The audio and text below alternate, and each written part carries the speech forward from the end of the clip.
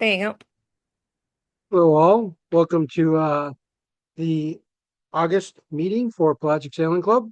We have the pleasure of having a virtual presentation tonight. Uh, Rich King. Um, I actually thought he lived and worked out of Woods Hole because he's a visiting professor there. And I was like, great, we'll have a silver medal winning presenter in our backyard. And then I talked to him, and he's like, oh, no, wait, I live out in Santa Cruz. I was like, oh, okay, that changes things, but we're still going to have a lovely presentation this evening.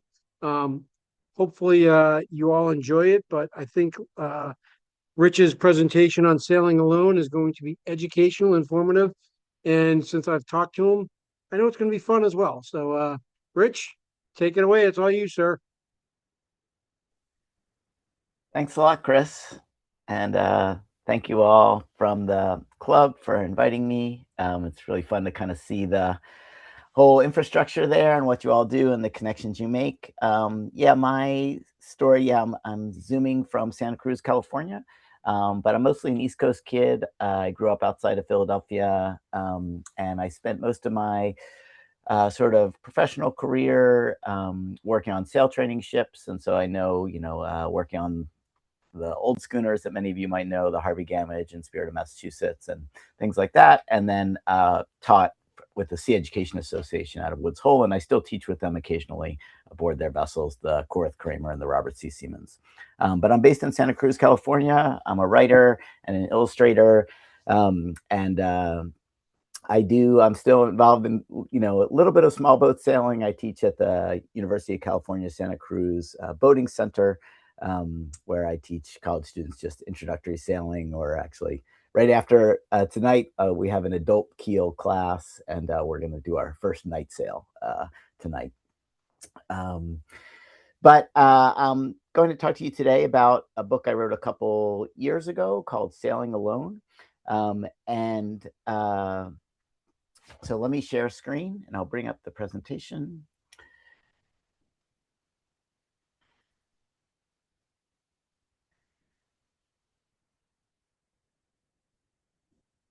And the way it's set up, I can't see any of your faces, so I'll just trust that one of you will shout out if you can't hear something or if something isn't quite aligning. I sailed across the Atlantic in a Pearson Triton, a 28-foot boat out of Portsmouth, New Hampshire, in 2007, nearly 20 years ago now, which is pretty amazing to think about. But I am not, this is not going to be a talk about what sort of traveler you should have, or, what you should do with your through hulls or anything like that. This is a more broader cultural history of sailing alone. And I'm going to start it off actually, this is the boat that I sailed on. This is a picture of me when a couple days after I arrived in Cascais, Portugal. I loved my boat, just spectacular. I don't know if anybody has Pearson Tritons in the group or knows of them. They're just little tanks and just amazing, take care of you types of boats. I'm going to start off actually by reading a couple pages because I think it's the best representation to kind of give you a little sense of the project. And then I'll go through a few slides and tell some of the stories from the research that I did. My boat was called Fox, and that's just an illustration I made of some of the parts of the boat. But this is the preface to the book. My own solo crossing was not an exceptional feat of seamanship. This is not false modesty. I'm quite proud of the voyage in terms of endurance and my will and energy to make the whole adventure happen. But the passage across the Atlantic took longer than projected. I did not sail efficiently, and the skills that I lacked the most were exposed in embarrassing fashion. By the time I arrived off Cascais, my engine was dead. I navigated at that point with only a torn-out cruising guide map of the Portuguese coast, since I never expected to end up this far south. That final morning, after one of the hardest nights of the trip, I saw mountain peaks above the haze. Elated, I shouted to escorts of surfing dolphins and careening brown seabirds. Even as I sailed beside a string of puzzling yellow buoys, conjuring dangerous possibilities of getting tangled in fishing gear or drifting into a military testing zone, I still knew it was over. I had completed my single-handed passage across the Atlantic Ocean. Without a working engine, though, I had to short tack up to the marina where two men who zoomed out in an inflatable boat tolerated my few words of Spanish, since I knew no Portuguese, before briskly towing me inside the high walls and around to a berth at the dock after 5 weeks at sea by myself. I was physically exhausted, emotionally spent, and paralytically rattled from the entire experience. I rationalized that I had to get back home to my job. I did not have any difficulty going out on the ocean again, even within a year, but I returned only to larger ships. I have not been on the water sailing by myself since. I sold my boat. Now, over 15 years later, that was when I was writing the book, either at sea or ashore, there's sometimes a particular level of wind, a decibel or tone of wind, a specific sound and volume of angry, grasping, howling, relentless wind through a boat's rigging or through trees or even across the clapboards of my house that sends me back to being aboard my 28-foot sloop in one of those gales in the North Atlantic. When I hear that particular level of wind, I am again looking out of my portal aboard Fox. I feel afraid again. I start going over scenarios again, what to do if X breaks or Y happens. I think of that tiny black storm petrel veering sidelong across my wake, either in its element or also entirely terrified and out of control. I couldn't tell which. It takes several hours for my fear of that certain sound of wind to fade. I've never talked out loud about this fear of wind, never mentioned this lingering emotion to anyone, even to my family. Of course, that changed after the book, of course. In other words, this book is not the story of individual excellence, nor is it a compendium of sailing records or a practical manual on how to do it if you're considering a solo voyage yourself. Sailing Alone, the book, is the exploration, firstly, of why go. I wanted to find out why other people have committed, exiled themselves into small boats alone on the surface of the open ocean. And as a group, as a Pelagic group, I'm really interested to kind of hear from you all after the talk. For those of you that have done single-handed sailing or been thinking about it and why that interests you. Among those of Western background, single-handed ocean sailing began in the late 1800s. Individual and collective motivations to cross an ocean alone have shifted over time as solo sailors responded to social, political, and environmental movements. And telling the history of human reasoning for doing this sort of thing requires a parade of wonderfully compelling and surprisingly different characters who inevitably raise universal questions for all of us ashore about the choice of an adventure of any kind, about legacy, individualism, and the choice of solitude. Secondly, Sailing Alone is the story of what they saw. I wanted to know what other solo sailors observed out there in their small, slow boats so close to the surface, tracing their transects across the sea. Although their observations are inevitably anecdotal, and they as witnesses are not always reliable, single-handed sailors have provided useful glimpses into the changing global ocean, the most inaccessible, most unknown, yet most influential set of ecosystems on our planet.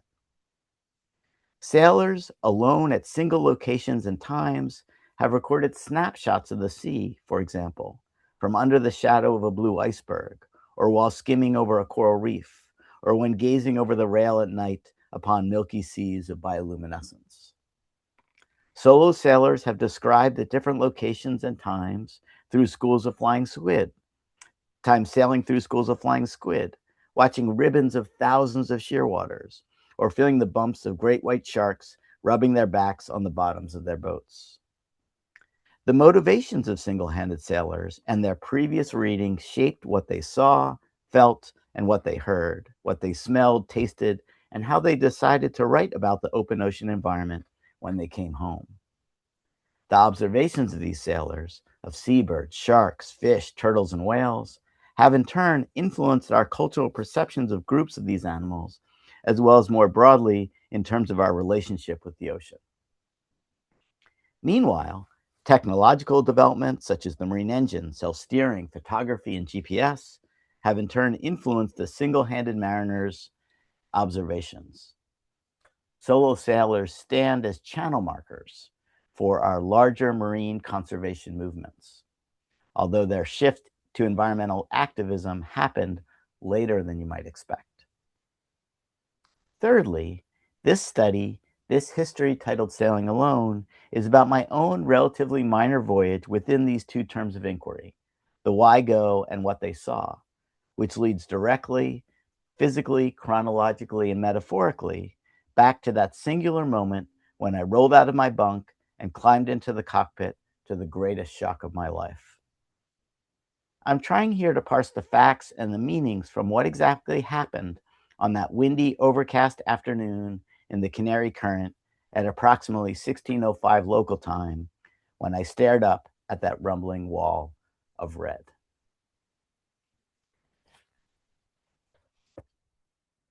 So that is the preface to Sailing Alone, just to give you a little sense of kind of what the objective of the project was, and what the book is about.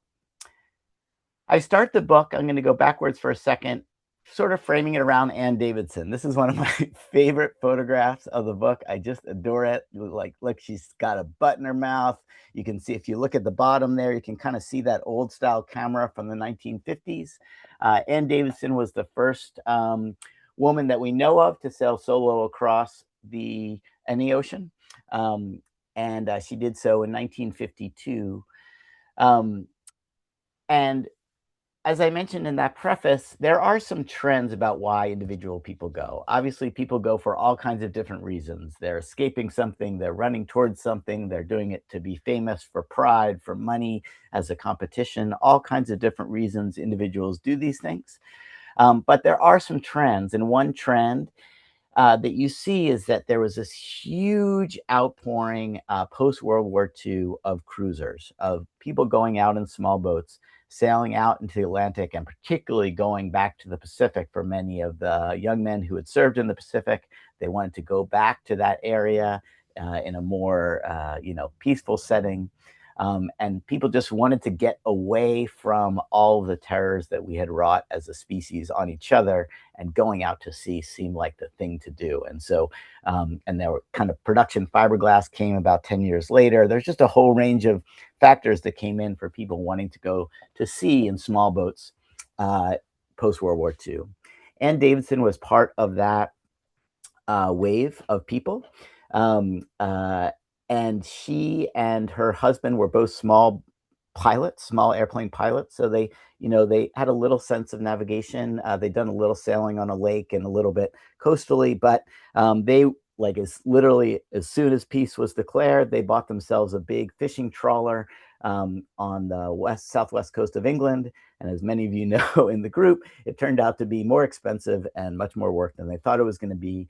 And they just found themselves just in outrageous debt as the months went on, and they weren't making progress. And they literally decided that we are going to sail this thing to Caribbean and sell it and get out of this thing because it's turning into a nightmare. And so in the dark of night, literally at night, they departed the harbor. Things weren't working great, but they're like, we're just going to get to the Caribbean and get offload this thing. And so they sailed it out, and the weather turned pretty rough. They started to have engine trouble. Their navigation wasn't as good as they thought it was going to be. They started to get pulled into the current of the English Channel.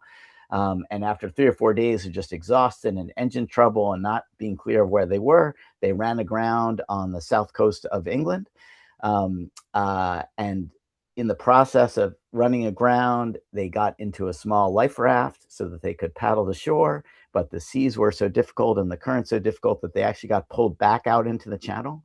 And so the two of them are in this kind of, this one of these old school kind of square floats. And Ann Davidson literally watches as her husband Frank gets swept over the side and drowns.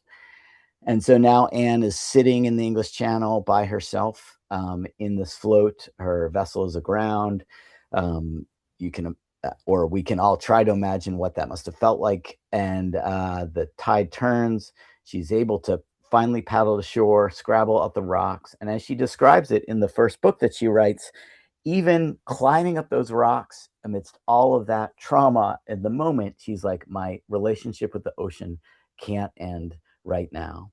And literally almost 3 years to the day of that event, she goes out on this vessel, the Felicity Ann, wood boat, no engine, obviously no radar, no GPS, and makes her way down the European coast and eventually across the Atlantic. And she writes a book called My Ship is So Small, which is absolutely phenomenal book, which I highly recommend. It's really beautifully written, and I really love what she does with the book. In particular, perhaps she's one of the first, at least in the English language, to write really candidly and honestly about her fears, her concerns, and doubts about what she's doing all along the way. It's just a really lovely book.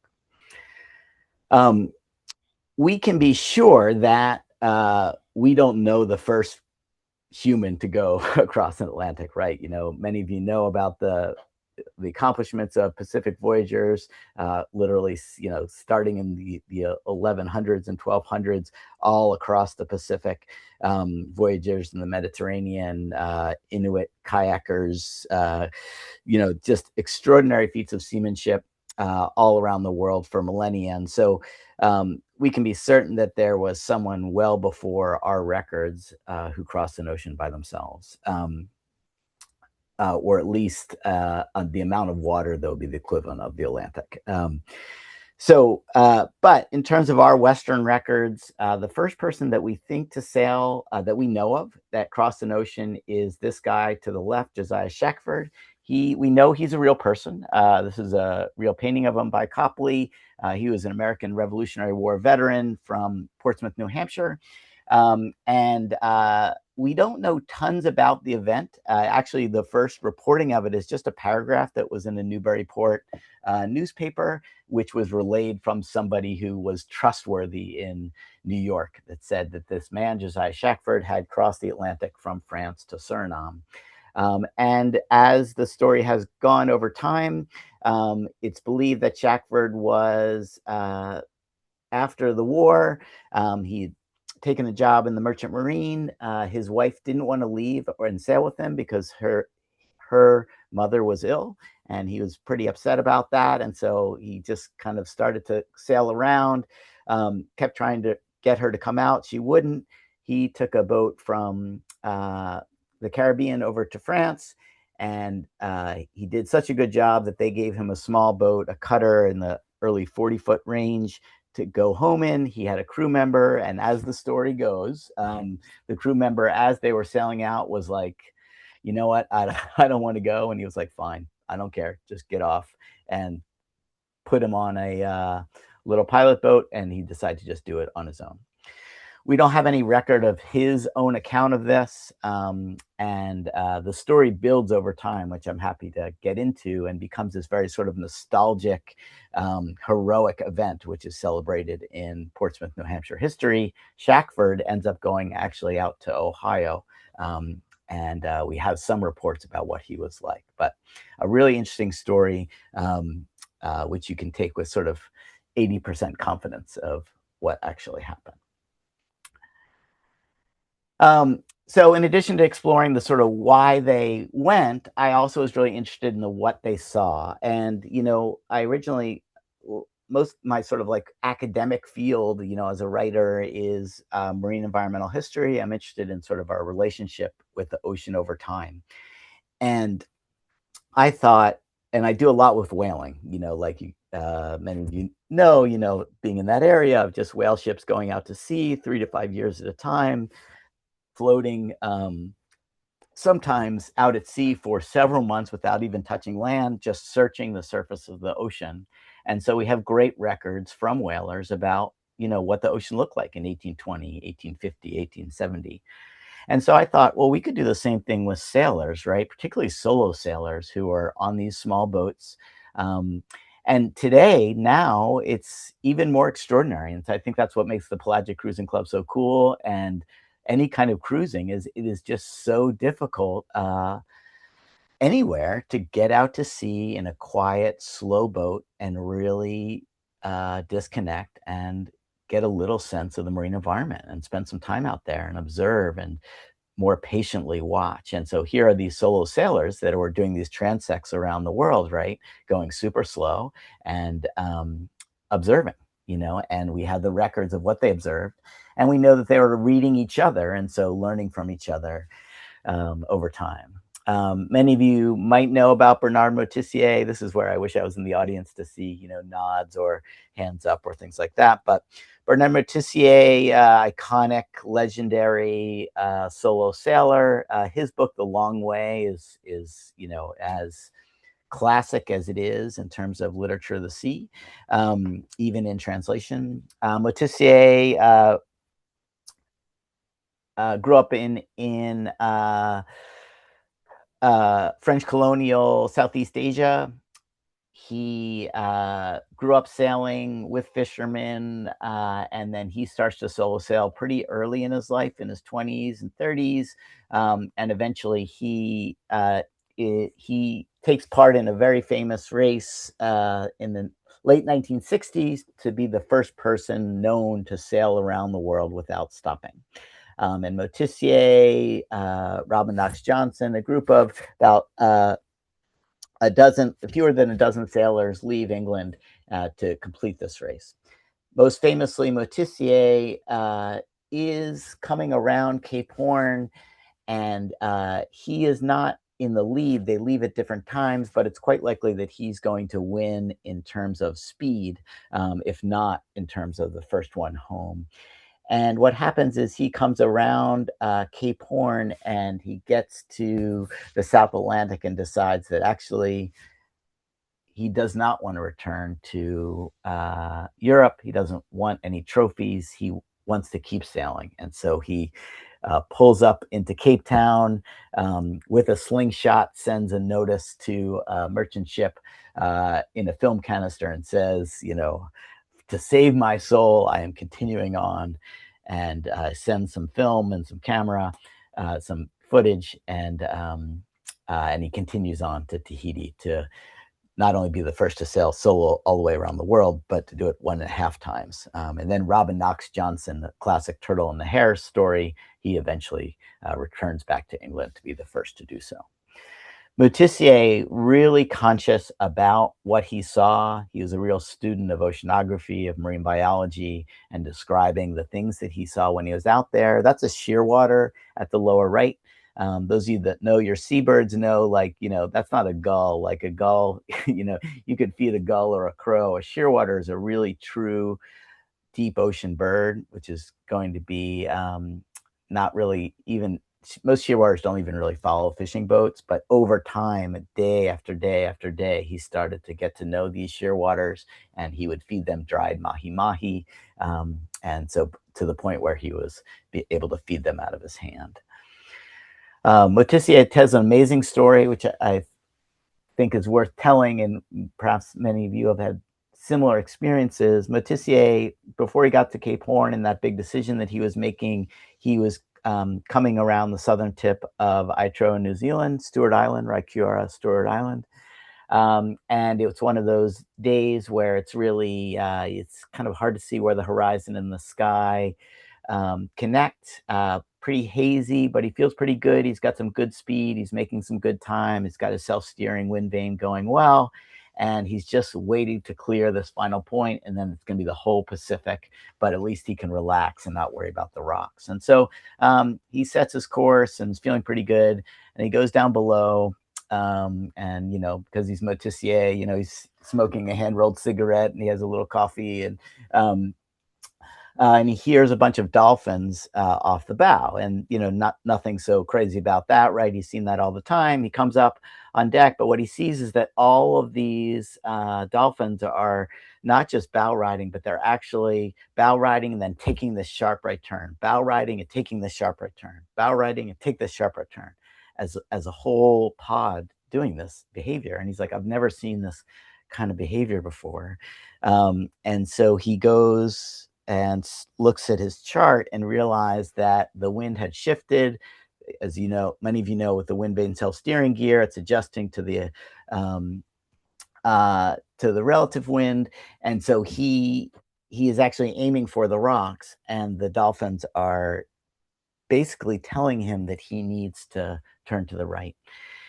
And so he does. He turns to the right, and the dolphins leave, except for two dolphins that stay right on both sides of the bow as he's continuing to approach the coast until he clears. And as this is happening, he writes in the long way that he really wanted to kind of turn back to the left again to see what would happen. Would the dolphins come back?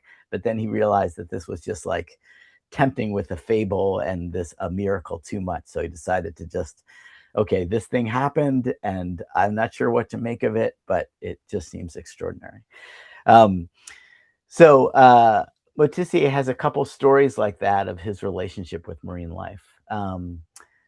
Teddy Seymour at the right of your screen. He's the first African American that we know of to sail around the world. He does so in the 1980s, pretty much, on about $6,000 at the time. And he grew up in Yonkers, was served in Vietnam, was a teacher in the Caribbean, and pretty much just decided he kept trying to get a partner to go with him. And as he describes it, he had a couple girlfriends and he kept trying to get them to go, and none of them would go with him. And so finally he's like, all right, I'm just going to go by myself. And so he sailed around the world through the canals. As he was approaching the Suez Canal in the Red Sea, he had an orca come up. He first saw the orca earlier in the day, that big, tall dorsal fin, and then the orca started to actually bump the boat and then even gnawed the bottom of his self-steering gear. And it's a really interesting description for a couple reasons. It's actually not published in any book. Teddy Seymour was never able to publish his book for reasons we can definitely get into. But what he did, in the 1980s, we're just learning about echolocation and what our understanding of how the relationship with marine mammals and sound. But he went down below and banged on his engine, and that seemed to actually distract the orcas to head them off. And many of you have been following the news know that this has been, happening quite a bit, particularly off Portugal and Spain. Recently, in the last couple of years, orcas getting quite aggressive with cruising boats. And so, but there's some historical precedent for this. It didn't just start happening. Anyway, so the first part I look into is like, why do people go? And the second is kind of, what did they see? And I'm interested in seabirds and turtles and fish and the relationship that these sailors have had and how they observe these animals over time. The third thread of the book is just sort of like, I had my own, again, I'm not comparing myself to anything like Motissier or probably, 3/4 of you in the room in terms of, what kind of sailor I am. But I had a particular moment where I wasn't sure how things were going to end up. And so I kind of talk about that thread in the book and, how solo sailors deal with that aspect of the potential for dying and the potential for disappearing completely.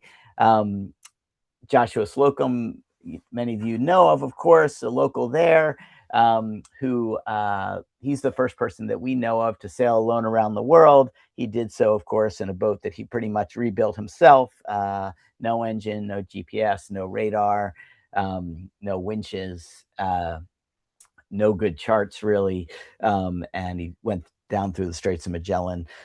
He came back, wrote the book Sailing Alone Around the World, was sort of started it. And then after he kind of sold his book and he was able to make a little money on the book, he had a farm in Martha's Vineyard. He married basically kind of a distant cousin. He lost his first wife, the love of his life. Slocum had been a merchant ship captain. And he just kind of never really settled down. He just kind of didn't really like farming. I don't think he got along very well with his wife. His kids were grown, and he didn't really kind of know what to do. And so he would kind of like go down to the Caribbean. He like worked for the Museum of Natural History. He would like gather coral heads for them. He would sell knickknacks, in ports and tours of his boat and try to keep selling his book. And he eventually disappeared on one of his trips south. There are some scholars that think that he was run down by a vessel off of Haiti. There's some evidence that suggests that some things align that might have been the cause, but we really just don't know what happened to Spray, his boat, or Slocum. Sometimes we find the vessel, as in this case, Mike Plant's boat in 1992.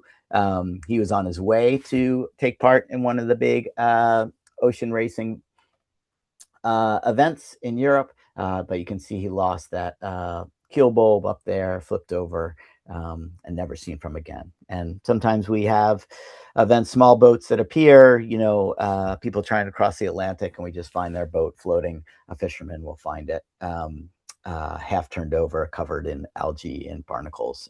Sometimes there's a logbook on there, sometimes not. Solo sailors die, of course. They get run down by a ship. They are not paying attention and urinating off the stern, half asleep, and fall overboard. They're overwhelmed by a particular weather system. All kinds of things can happen, as you know.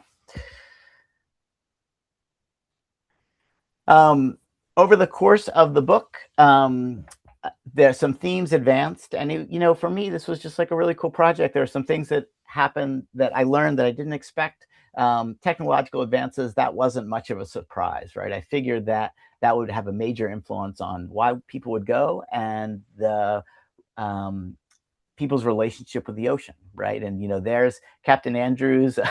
He's a guy. There was in the late 1800s, right around the time Slocum was going. In fact, before Slocum was going, there was this whole sort of like cross the Atlantic, and it often took place out of Boston or New York, where guys would have a competition to sail across the Atlantic in a small dory, and usually it was for some. So they would have a soap company on the side. They were doing it to make some money, and they would race each other, single-handed in these tiny little cockle shells across the Atlantic, and William Andrews at the left was one of these characters. And you can, even just in terms of the gear that we have available to us and what they were wearing, he went in open boats across. As I mentioned, a 15-foot boat in the 1891. Jessica Watson, some of you might have seen, there was a Netflix sort of fictional movie about her recently. She, as far as we knew before we sort of stopped records, she was the youngest to sail alone nonstop around the world. She is Australian. She did, when she left, she was 16 years old. And she started to video blog as she went. And her book, True Spirit, I kind of expected to hate and turned out just loving. She is just her blog was like the most popular blog in Australia at the time. She really has a gift for blogging. In the book, she has these little QR codes of where you can go to her videos. She's just really eloquent and really down to earth in the way that she described her experience. And obviously, that scene, and we all know that, right? People are on Patreon, or they're just raising money, or they're video blogging their trip. And part of me, at least, feels a little like, oh, that's not really solo sailing. You're out there videoing and you're sending websites and blogging, and that's not really the kind of what being alone at sea is about. And I think there's some truth to that, but there is some truth to that. This idea of communicating to the broader public has been around since as early as solo sailors have been doing their thing. Even someone like Joshua Slocum, who's this sort of saltiest, mariner you can ever think of, he wanted to write a book. He was all about the writing aspect. He had written 2 books before he went there. His experience, and in order to try to pay for Slocum's experience, he had contracts with the Boston Globe and another newspaper to try to sell articles as he went to try to make money. And as he went, that kind of fell off. That didn't work so well, but he would give talks in the places he visited. He even had a camera and slides, which you kind of like really never talk about when you talk about Slocum, where he would give presentations and kind of hone his story so he could pay for his trip. So that sort of, the media has changed, and the speed of it, of course, has changed. But this idea of solo sailors looking to communicate their experience has been around for quite a long time. obviously the technology of the vessels, particularly GPS, the materials, the foils, the speed, the sails, the communications, the weather routing, it's all just absolutely stunning, right? Ellen MacArthur was one of the people that I wrote a lot about. Her story is phenomenal. Young British sailor. She finishes second in the Vendée Globe, the youngest to do so, and then she sets a record in this monster trimaran in 2005. At the time, the fastest to go around the world. She did so in 71 days. Just a few years later, about 12 years later, Francois Gabard out of France, he sets the record, which I think is still standing now. He went around the world in 42 days, and which is an average of 27 knots. So he went around the world in 42 days by himself, averaging 27 knots. And just to kind of show you the speed of that change, Robin Knox Johnson, that guy that I told you about, who sort of was the turtle British sailor who was the first to sail solo around the world without stopping, he did so in 1969, and he did that in 312 days. So things changed, in a half century. The technology and the speed of both communication and the ability to go fast on the water, it's just mind-blowing. Another theme that sort of emerged was this idea of sailing alone narratives as works of art, and that even someone like Moitessier, who was so about being at sea and the natural world, that experience of going to sea with that slingshot, sending that message to Europe saying, I don't want to come home, I want to keep sailing, he was very much performing himself. This was not, the very reason he wanted to go on this voyage, he describes in letters to his colleagues, was that he wanted to write his best book. He'd written 3 books before, and he really wanted to write his masterpiece. And so many of these solo sailors, here I am doing the same thing, were about the creation of some sort of artwork, whether it's a history or a narrative or a blog, and that just continues to happen. And it's more often the case than not. And obviously, there are plenty of hermits that have no interest in the public eye or want no creative output, but there's a lot of people like Teddy Seymour who really wanted to write their book but weren't able to. This is Florentino Das at the lower right of the screen. He's probably the first person of color that we know of to sail across an ocean. He is Filipino, had immigrated to Hawaii, and wanted to go back to the Philippines out of Hawaii. He did so in the 1950s, tiny boat that he rebuilt from a Navy surplus boat, more in the fishing style. And his story is a really intriguing one. When he got to the Philippines, he was given the key to Manila, lauded in the city, reconnected with family. But it was a time where he just could not make any money. He couldn't bring his family of 8 from Hawaii over to the Philippines. And he died really quite poor only several years later. And he really was never able to write his narrative. He really wanted to. But we have one interview by one of the sort of most famous Filipino authors that interview him. And that's kind of how we know a little bit about his story. The photograph in the back, that's that boat right there. That is a boat that was taken from Falmouth, Massachusetts, with the intention to go to Falmouth, England. You can see just how tiny that is. That was an artist named Bastian Otter, Danish. He was very much inspired by Warhol, the sort of performance art of the 1970s. He'd done a little bit of sailing, but not tons. He wanted to sail across the Atlantic. He had an art show planned in Amsterdam. He didn't make it. They found his boat floating upside down, and the sort of cockpit handles had been torn off. Donald Crowhurst, if you know the Moitessier story and the Robin Knox Johnson story, you might have heard of Donald Crowhurst. He was in that same race of the 8 or so people who tried to go alone around the world. Donald Crowhurst was the last to leave England, and as it went, he basically just became so behind schedule, so stressed out, so under debt. And then when he got out to sea, he was underprepared. His vessel wasn't ready, but he just couldn't turn back. He just too much pride or too much sort of self-delusion. And so he started to head south into the Atlantic.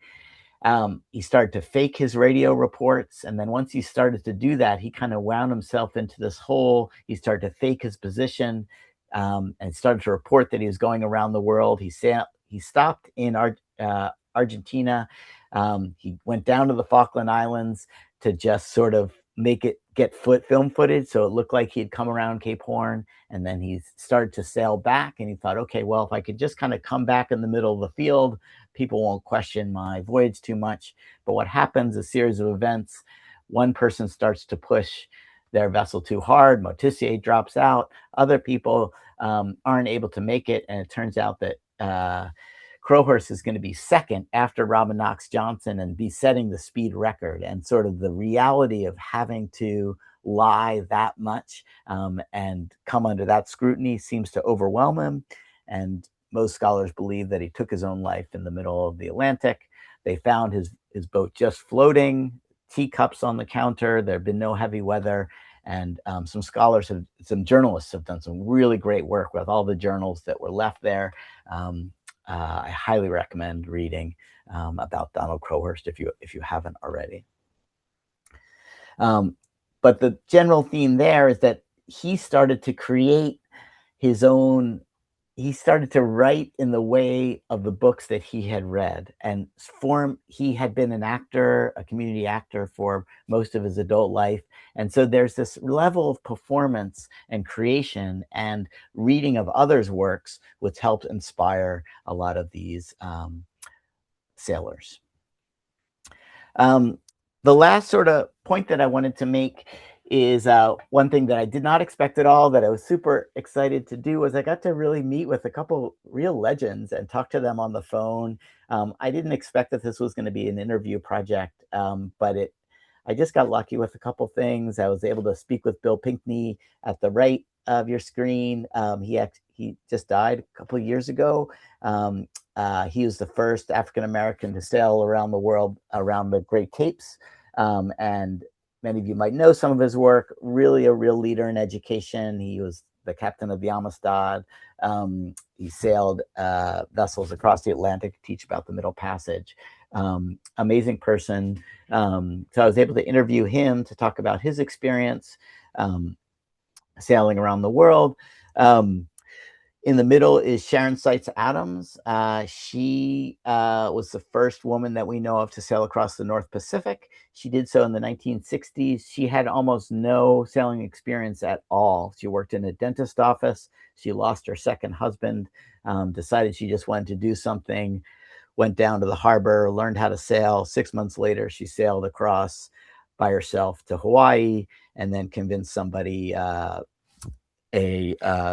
boat maker that had been making fiberglass boats in Japan, to give her a delivery. And so they customized the boat, including this kind of plexiglass globe at the top of the cockpit so she could look up in heavy weather and kind of see in front of her. And so she sailed that back safely across the North Pacific, but she had to give up the boat.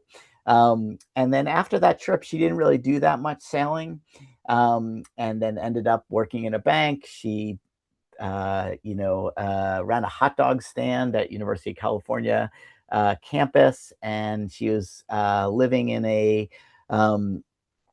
small home in Oregon when she got a call that someone thought they had found the boat that she sailed, Sea Sharp 2, across the North Pacific. They recognized that plexiglass dome, and they brought the wheel up to her. And there's video footage of this moment of when she sees the wheel, and it's a real tearjerker. It's really, really amazing to see. And I talked to Sharon Seitz Adams a couple times. Fortunately, she approved of the book. She liked it, and really special to talk to her. And the last person in there at the left, that's Kenichi Hori. He's sort of like one of the most famous sailors that you might not have heard of, but he sailed alone across the Atlantic in 1962 in that tiny little wood boat right there. That's him coming into San Francisco Harbor. He barely spoke English. He had no papers. And this, you know, you think about this, was not long after World War II that he was sailing into the harbor. But he was quickly embraced. And he went on to sail, continued to sail across the Atlantic in a pedal-powered boat, in a recycled boat. He went around, he's been around the world twice, almost always in small boats. He did a trip, north-south circumnavigation around Cape Horn, you know, up through the Arctic, back around. And he, in 2022, he, in his 80s, he took a 19-foot aluminum boat from San Francisco to back to Japan, and I was able to talk to him, which was just spectacular. It was such, what a highlight, through a translator, and talk to him about some of the things that I was writing about. So that was really exciting to be able to talk to these real legends, and to be also to talk to them about, you know, thinking back on voyages 20, 30 years ago and what that meant to them over time. Sailing Alone since has been, it started, it was published by a British publisher and then a US publisher at the same time, but it's been translated now into French and Spanish and German. And these are some of my other books. But Chris, I'm really grateful for that you invited me, and I'm really excited if people are willing to share their own stories or any questions I can ask, either about some of these characters or my own experience or anything like that. But I really appreciate the time, and I'm sorry I'm not there in person. I'll stop sharing. Microphone here if you want it. Awesome. Anybody got any questions? There is a question in the chat here. What was the name of the book you mentioned in the beginning with the solo female sailor from the UK? Yeah, that book is called My Ship Is So Small. Yeah, and it's not easy to find. It's out of print in the US, but it was brought in print in the UK. But if you can get it in a library, it's really great. It actually, this is pretty nerdy, but some editions have Anne Davidson sailed to the Caribbean, and then she sailed up the US East Coast up to New York. And some editions have the couple chapters for going up to New York, and some end in the Caribbean. And so if you can find the couple extra, it's pretty fun, you know, obviously, to hear her descriptions of the United States.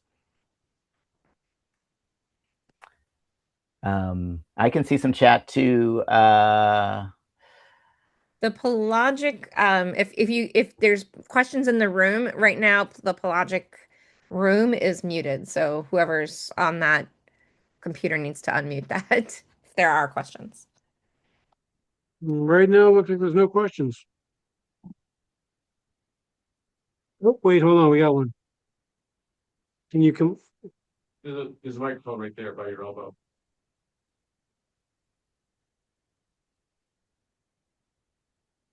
It was hard to see some of the pictures in your slides because it was small. Can you send us an email or something? I have a copy of it. The names of the sailors and follow up.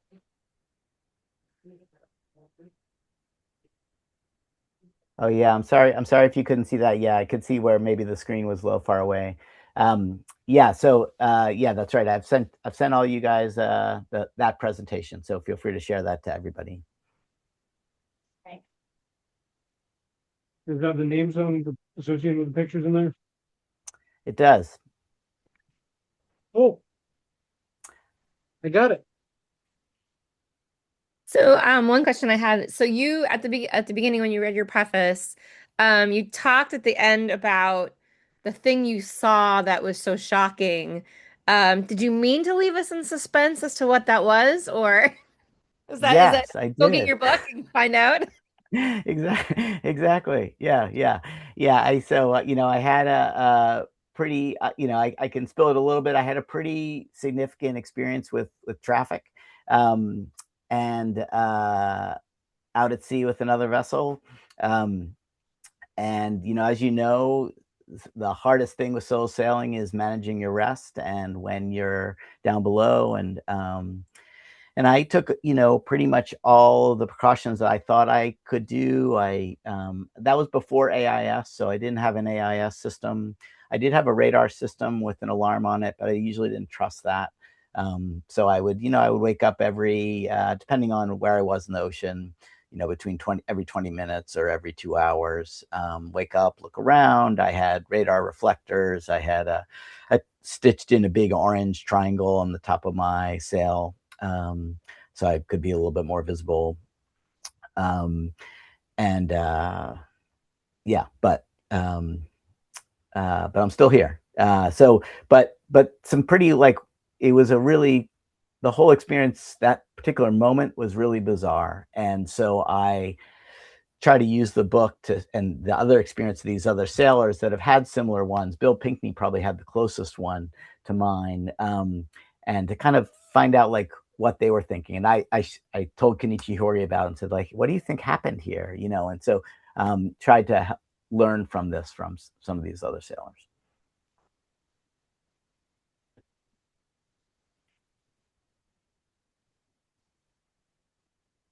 Excellent. Well, if there's nothing else, thank you very much for your presentation on solo sailing. I know that I'm chicken to do it, so it's all good. Yeah, well, I'll put my email in the chat. I'd love to hear from any of you. But I also, if people want to share their own stories in the group, doesn't necessarily need to be for a question for me. I'd be really interested to hear what you all are sharing or thinking about.